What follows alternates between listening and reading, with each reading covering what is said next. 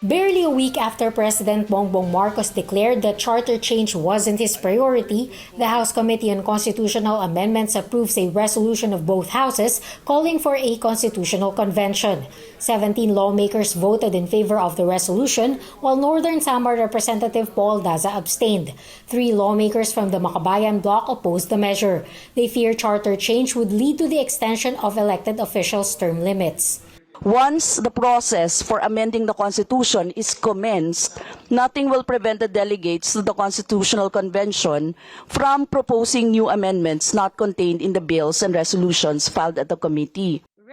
In just 1 month, the House panel conducted 7 hearings in and out of the Batasang Pambansa to determine the public sentiment on charter change. The committee chair, Cagayan de Oro Congressman Rufus Rodriguez, claims majority of the people they asked were in favor of amending the 1987 Constitution.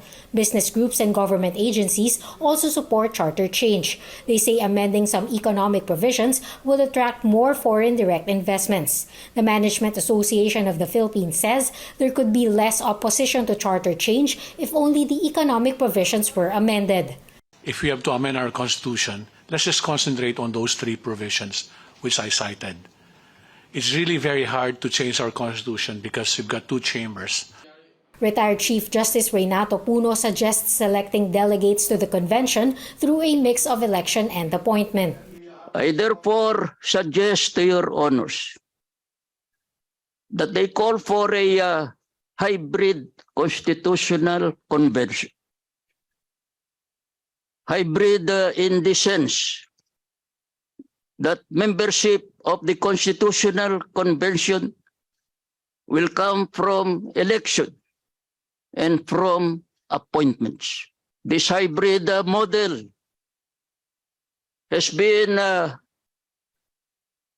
used in other countries with no serious constitutional issues raised against it. This model will assure a constitutional convention that is both independent and competent.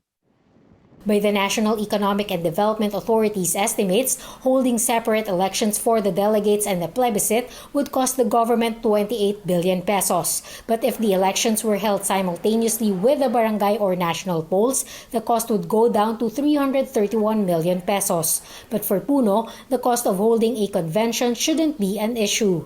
Let us not count the cost of calling for a convention.